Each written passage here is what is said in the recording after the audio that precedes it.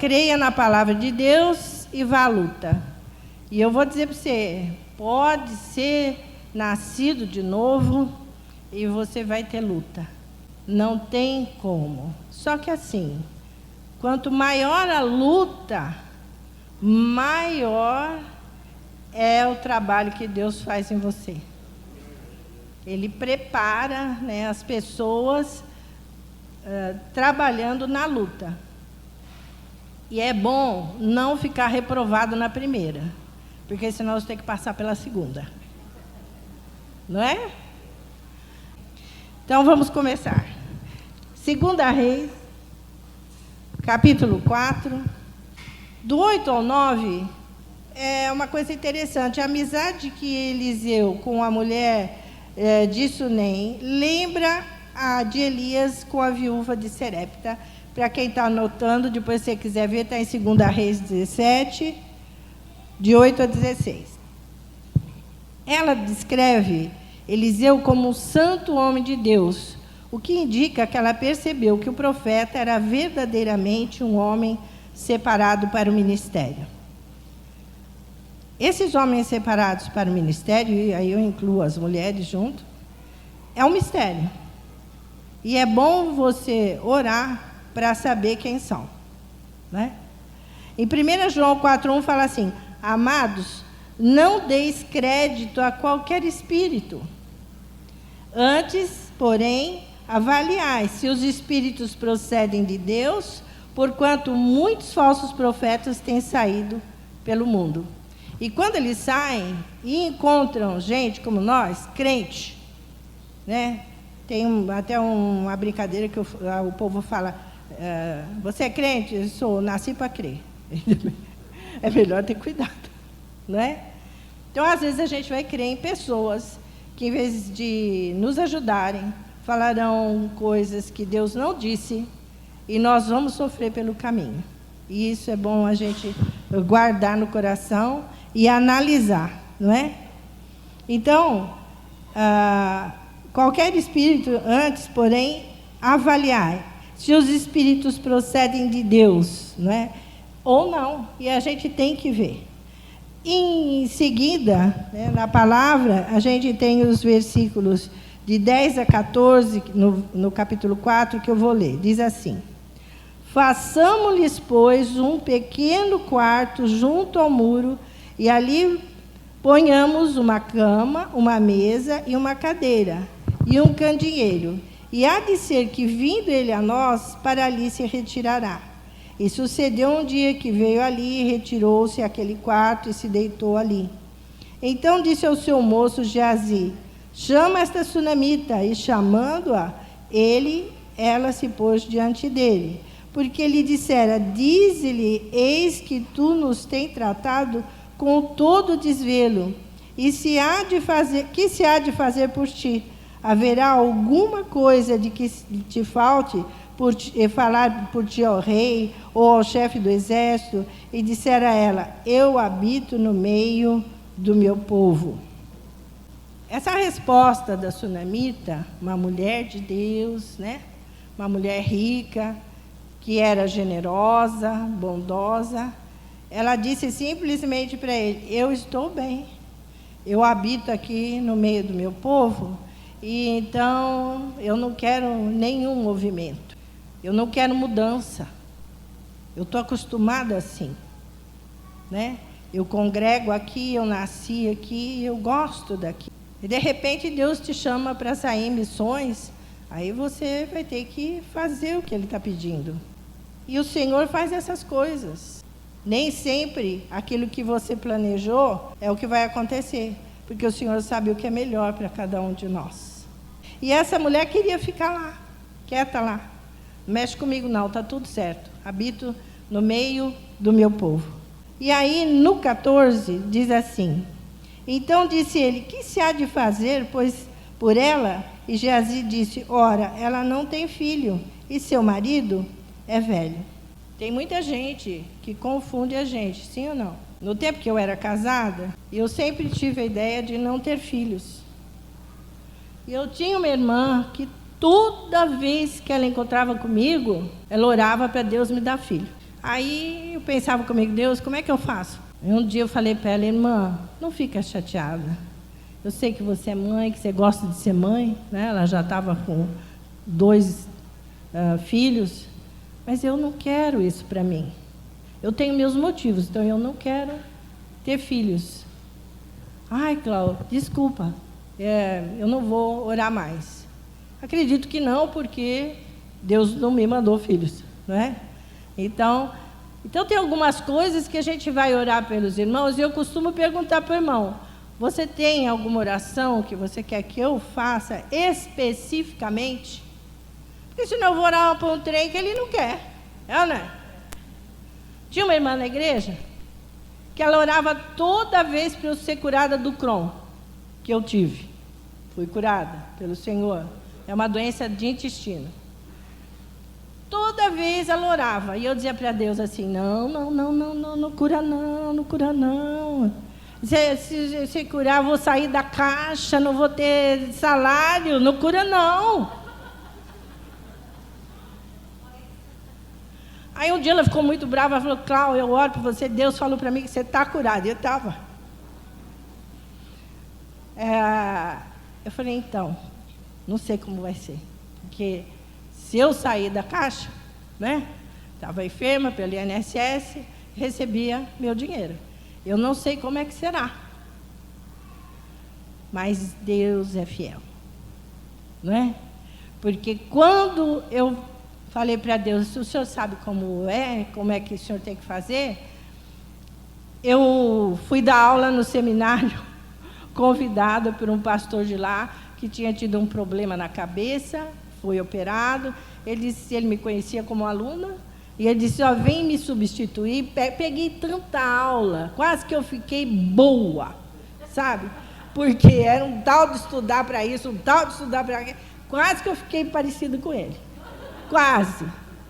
Mas, então a gente tem que ver sempre o que falar, como pedir, o que espera o coração do teu irmão, né? Porque profeta é diferente, não é? Profeta fala e como a gente sabe que ele falou e deu certo? Quando se cumprir. Está escrito lá em Deuteronômio 18.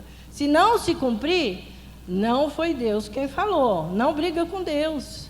Que a gente costuma brigar com Deus, mas Deus nem falou. Esse profeta tinha poder. Naquela época, eles eram a boca de Deus realmente. Então, hoje não, né? Hoje o Espírito Santo está em mim, está em você, está em cada um de nós aqui. Então, a palavra será rema toda vez que a gente lê com o coração dobrado, o Senhor vai falar conosco. Vai ter vida na palavra para a nossa vida. Nesse sentido aqui, ele falou, vê o que você precisa. Precisa que eu fale com o rei? Precisa que eu fale com o capitão do exército? E ela não precisava de nada. A vida dela estava bonitinha. Ela era casada bonitinha, estava conformada com a vida, tinha dinheiro, podia ajudar esse homem, né? Tanto que fez um quarto para ele, se vocês lerem. Né? O quarto é sempre mais alto, né? No lugar mais alto da casa. E ele tinha tudo que ele precisava ali. E o Geazi estava sempre com ele. Porque onde a bênção, quem está por perto, recebe também. Isso é bom, fala aí, não é? Então é sempre muito bom. E aí, esse menino, né, era um jovem aprendiz que andava com ele. Aí ele falou, olha, ela é casada, ela tem marido, mas ele já é uma pessoa de idade. Eliseu, então, vai fazer o seguinte aqui, ó. Pelo que disse ele, chama, e chamando a ele, ela se pôs na porta. Eu estou no 15, 16. E ele disse, a este tempo determinado, segundo o tempo da vida, abraçarás um filho. E disse ela, não, meu senhor, homem de Deus, não mintas a tua serva. E ela concebeu. Ela ficou com medo de sofrer. De certo, tinha tido muitas expectativas que foram frustradas pelo caminho. E a gente sabe quando uma mulher quer ser mãe, como isso é frustrante, né? Cada mês que a coisa não aconteceu, a mulher sofre demais. Então, ela sofria a mesma coisa. E no 16, diz assim, E crescendo o filho, sucedeu que um dia saiu para seu pai que estava com os segadores. E disse a seu pai: ai, minha cabeça, ai, minha cabeça. Então disse ao moço, né, ao servo dele lá: leva-o à mãe dele. Abençoando todos os pais que estão aqui, mas filho é da mãe. Você não vê em campo de futebol xingar o filho do pai, né? Não vê. Né? O filho é da mãe, né? Ele ficou doente e o pai falou do menino: leva lá para a mãe dela. Olha a atitude dessa mulher. Essa mulher pegou aquela criança, colocou sobre os joelhos, ficou ali até o meio-dia, era de manhã cedo, a criança morreu nos joelhos dela. Ela pôs a criança na cama do profeta, fechou a porta e saiu. Quantas mulheres fariam isso? Eu acho que eu ia descer gritando: fulano, ciclano morreu. Eu ia fazer isso. Estou sendo sincera. Não é? E aí, ela pega e fala para o marido: me arruma aí um burrinho, um servo, e ele me leva. E ela foi com esse servo e falou para ele: não pare em nenhum lugar até chegar lá. Eliseu, o profeta já vinha ficando na casa dela tanto tempo, que quando ele viu ela de longe, falou: ih, a coisa está feia. Aí Eliseu viu e falou: ela está com algum problema. Mandou o moço lá e falou para o moço: pergunta para ela se é alguma coisa com o marido ou com o filho. E ela disse: vai, tudo bem. Infelizmente, nós crentes, a gente fala: pai, manda oração. Para a vizinha que é de outra igreja, liga para uma irmã de fé, que sabe que a oração dela é potente. Sim ou não? Só eu faço isso? Olha, Jesus vê quem mente. Aí o que acontece? Você vai falar com todo mundo, menos com quem de direito. Menos com quem pode, você lendo um trechinho de nada, você rema na sua vida. Ou você recebeu um pregador, né, que é completamente tradicional, você não vai ver ele bater palma, você não vai ver ele levantar a mão, nada. Mas ele dá uma palavra do púlpito. Por exemplo, eu tinha falido, e a palavra saiu do púlpito para mim, dizendo assim: vá aonde você tem que ir, e veja que você vai pagar o advogado, todos os honorários, etc., com o que você tem nas mãos. Gente, eu fui da igreja até em casa. O que eu tenho nas mãos? O que eu tenho nas mãos? Não tinha nada. Aí, a pregação tinha sido sobre o óleo da viúva, que está um pouquinho antes aqui, o azeite da viúva. Aí eu fui para o advogado com essa palavra na cabeça. Falei: o que eu tenho nas mãos? O que eu tenho nas mãos? Eu tinha fechado uma loja de roupa, né, num outlet lá, depois de Sumaré, esqueci o nome, Nova Odessa. E eu tinha só roupa masculina.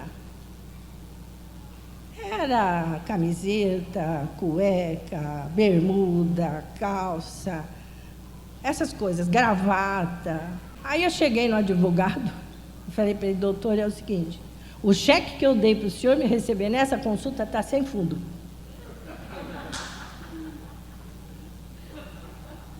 Quer dizer, minha vida com o senhor vai piorar, né? Porque falei: mas eu tenho essa situação.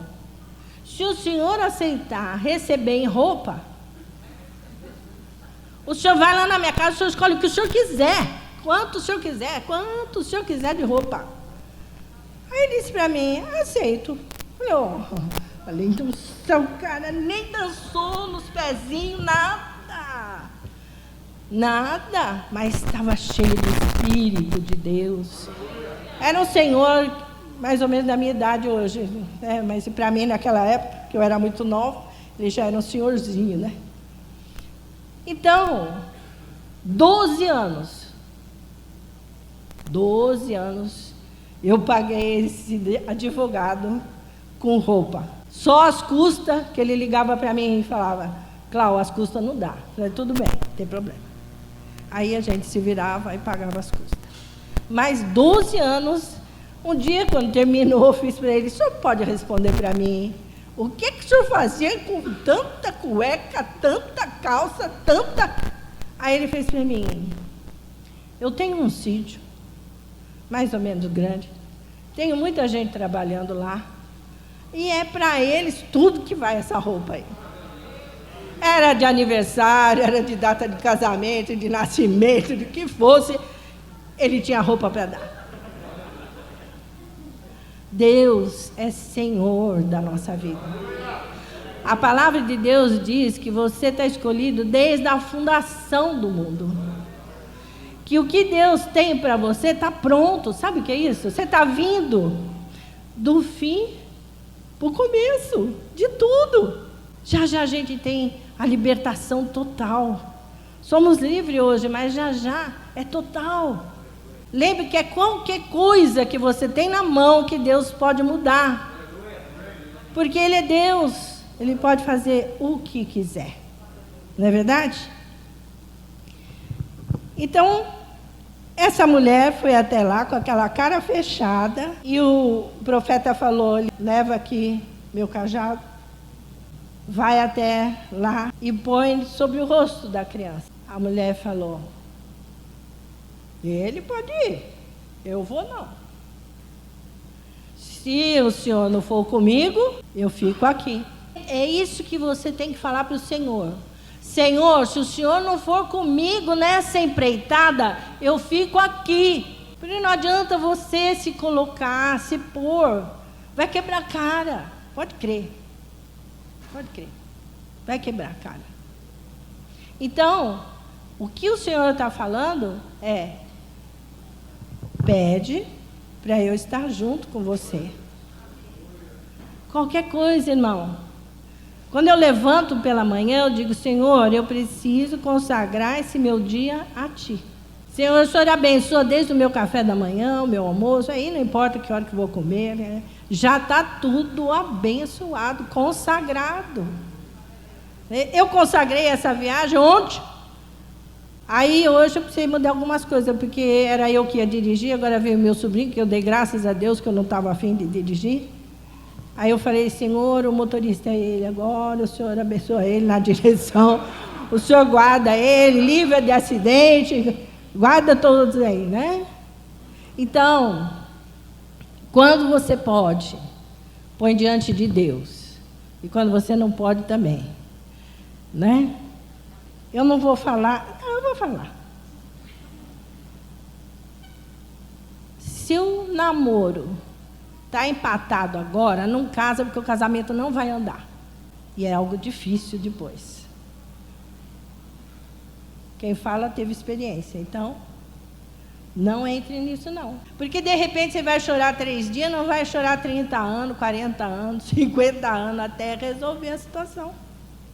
É bom saber, não é?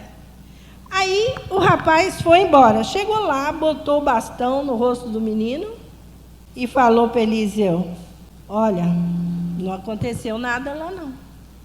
O menino não mostrou nada, nenhum arzinho de vida. E Eliseu chegou. Uma vez, há muito tempo atrás, tinha um médico amigo, hoje está em Vitória, e eu falei para ele, é verdade, isso que aconteceu, o cara se dobrou sobre a criança, e pôs olho com olho, nariz com nariz, boca com boca, estendeu suas mãos sobre a criança e disse, ó, hoje faz o que quando você vê um acidente? Eles embrulham o cidadão. Está aquecendo a pessoa. Então, o que esse profeta fez foi inspiração de Deus. Aí ele saiu. Se sou eu, nem vou falar se é você, vou falar só que se sou eu. O menino não se mexeu, falei, não vai dar não, já furou, né? Mas ele não desistiu. Ele continuou orando pelo quarto, foi de novo sobre a criança e se colocou. Esse menino devia ter aproximadamente 12 anos. Por que eu falo isso? Porque antes de 12 anos, nenhuma criança andaria sozinha. E ele foi ter com o pai dele e os empregados do pai lá na cega, né, onde estavam colhendo trigo, etc. Então, esse menino tinha, no mínimo, 12 anos. Ele não era pequeno, né? Pensa comigo. Ou o profeta era pequenininho. Porque nariz com nariz, boca com boca, olho com olho, mão com mão, estendido sobre a criança. E a criança, depois da segunda vez, dá 7 espirros. Estava resfriado? É o Espírito de Deus.